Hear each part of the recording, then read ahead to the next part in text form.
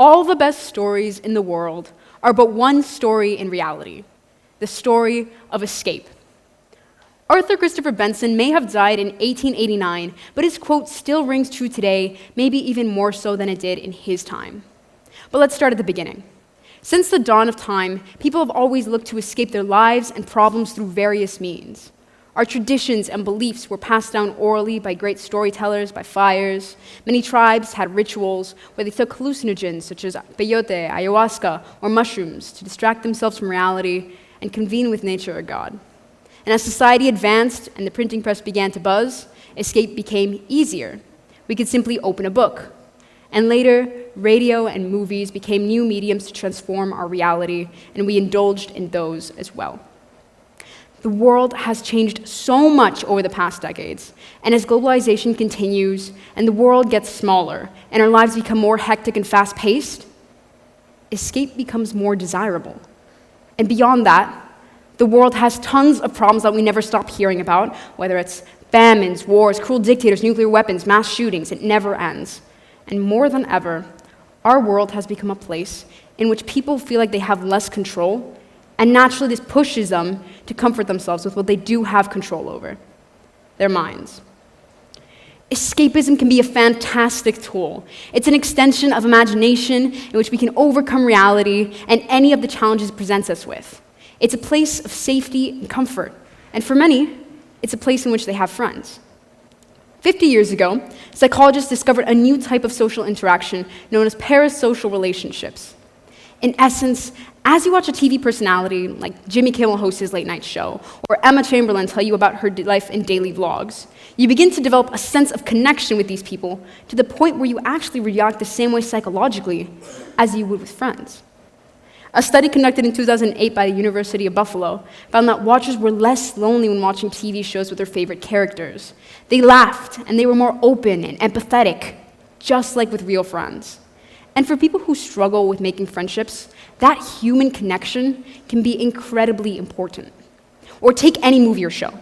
One of the reasons we enjoy streaming so much is because we often relate to the character, and we feel like we're living vicariously through them. Actually, show creators intentionally avoid giving their main characters specific personalities so that more people can relate to them. And we often end up wanting their friends to be our friends and their world to be our world.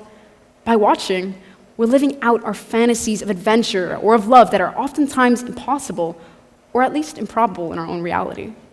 We allow ourselves to experience what we wish could be real. And even bad reality TV shows, believe it or not, like Love Island or The Real Housewives, have benefits. They allow us to experience inconsequential problems like which hot guy we should go for that are so far removed from our reality that they allow us to live outside of it. And shows like Survivor entertain us by showing others trying to find solutions to problems that we'll never have to deal with the repercussions of. We experience the drama and the excitement, but not the responsibility. And in these cases, escapism can be incredibly healthy because it empowers us to be better at facing our reality, whether that's through alleviating loneliness, living through our fantasies, or just distracting ourselves from our day-to-day struggles, if only for a short while. But the sisters of escapism are avoidance and dependency. Any form of escapism can grow into a problematic addiction. Other common forms of it include binge drinking and drug use. It always starts with a few drinks in social settings for some liquid courage. And people may feel like they're escaping the limits of their social anxiety, for example, but this then progresses into needing a few drinks before going out, and later people may find themselves drinking daily to forget their problems. People crawl into these substances to distract themselves from their very real problems, and oftentimes, these substances get the best of them. Combined with the intense desire to get away from physical and or mental pain of anyone's reality, these drugs can quickly slide into a fatal mix. And nowhere is this more evident than the opioid epidemic in the US, which shows just how easily that slide can occur. Opioids such as heroin, fentanyl, morphine, or Oxycontin are described by their users as making you feel like everything's all right. So all right, in fact, that in the past year, over 68,000 people fatally overdosed on these drugs. This dependency on alcohol and drugs, even when it doesn't lead to death, still shows how people have normalized using escapism as a means to constantly divorce themselves from reality in a way that damages them and their relationships. And people generally recognize the dangers of using drugs as a method for escape. But there are other forms of escape and avoidance of problems that can be equally destructive. Let's see a few examples of this. In Japan, a new class of people have emerged known as the hikikomori, a group of adults and teenagers alike who have voluntarily withdrawn from society as a whole. These people, often called postmodern hermits, live inside from stretches of months to years, preferring their own fantastical worlds to those of reality. The hikikomori have chosen this lifestyle because of the insane workload expected of young people in Japan, a society in which 2,000 people literally work themselves to death per year. Or in China, the 996 rule, work 9 a.m. to 9 p.m. 6 days a week. That's the bare minimum what entrepreneurs are forced to do to be considered successful. Or in America, the glorification of staying after work or getting in beforehand just to be seen as a good worker. The high expectations of family and society have forced many people to just opt out. By escaping, people are treating the symptoms of a much larger disease. But of course, this lack of connection, this attraction to emotional distance, has been exacerbated by the many escape routes created through technology.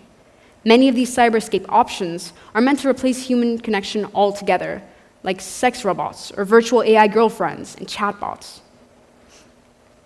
These AI girlfriends, also popular in Japan, are well-designed little avatars of perky 16-year-olds run by computer programs that can respond intelligently to questions in a positive and engaging manner. And these may feel like they're filling a lack of human connection, but they're also simultaneously increasing one's dislocation from real human contact. And people in Japan actually like these AI girlfriends so much that a Japanese man actually married one. And there's another disturbing trend of webcamming in which people, mostly men, pay to watch girls eat, sleep, do their makeup, or simply go about their day. For both the girls and the men who watch, this escapism has become voyeuristic and just creepy. And okay, fine, these are obviously extreme cases, but how different are they in reality from what we all do in our own lives when it comes to escaping through technology? It's easy to judge until you realize we do the same thing in watching vlogs, spending our days clicking next episode on Netflix, or just falling down YouTube rabbit holes for hours at a time, because people scroll mindlessly through content that adds no value to their lives, only to emerge hours later with nothing to show for it except a sense of fatigue and guilt.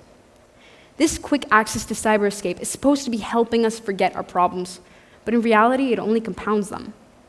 Because when we finally tune back into reality, our relationships are more strained, our work has piled up, and our connections to the real world become more tentative each time. When cyber escapism becomes an addiction, it isn't about taking mental health breaks anymore. It's about avoiding reality for hours on end. And how many hours, you might ask?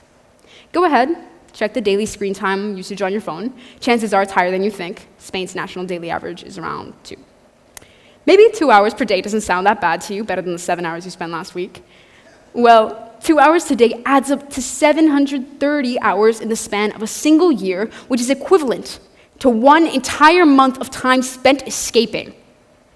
Just imagine for a moment all the productive and creative things you could do with yourself if you were granted 1 extra month every single year to do them. And all this cyber escapism has led to collective lack of action. People who are busy escaping from the world's problems are unlikely to do anything to solve them. And even when they do, what does this look like? Actually, raise your hand if you've ever signed an online petition for global warming or to save the monk seals or whatever. And keep your hand raised if they maybe made you feel a little bit good about yourself. No shame.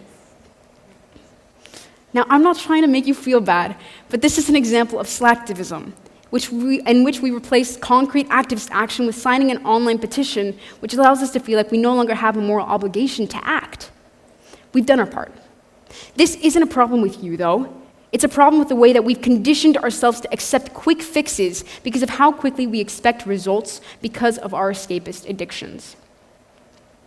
As individuals, we prioritize our own escape and our own temporary happiness over the responsibilities we have to ourselves and to others, including future generations and their actual happiness.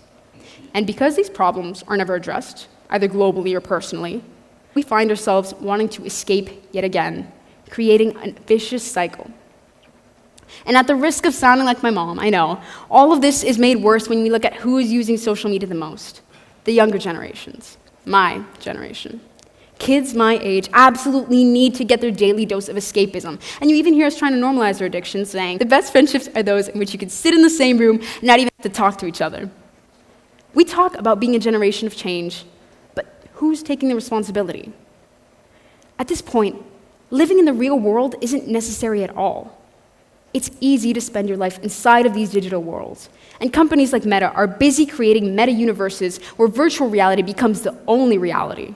They are betting that this will be the new norm. I hope they're wrong. When the internet went global in the 1990s, it appeared to offer unlimited potential for the human race. But since then, it's become the reflection of a well-known truism, that ignorance is bliss. In making escape easier, we've made staying in reality harder, and we're robbing ourselves of the very aspects which make us all human. Because it's our real experiences interacting with real people that make us truly human. But the truth is, real life can be uncomfortable, real life can be embarrassing, and it can be painful. So why suffer another awkward dinner conversation when you can sit scrolling? Why leave your house when you can watch Netflix? Why work to find a girlfriend when you can watch a girl online? Why deal with the difficulties of a relationship when you can buy a compliant replacement? Why feel lonely? Why suffer even the possibilities of rejection? Why suffer at all when you can escape so easily? So what's the lesson here? I'm not saying you shouldn't ever escape. Like I said before, it's human nature to do so. But next time you choose to escape, remember that there is a trade-off. Because as much as we need to escape sometimes, we also need to connect with what really matters: friends, family, and just the real world. An avatar can't replace authentic human connection. A video game can't replace participating in active sports. A vlog of others' adventures can't replace our own. And our minds and souls need human touch. We need face-to-face human conversations, and we need love. Arthur Benson may have once said, all the best stories in the world are about one story in reality, the story of escape. But Benson lived in a time before it was possible to escape and never have to come back. For me, I think that the best stories are the ones that bring people together in the real world. Thank you.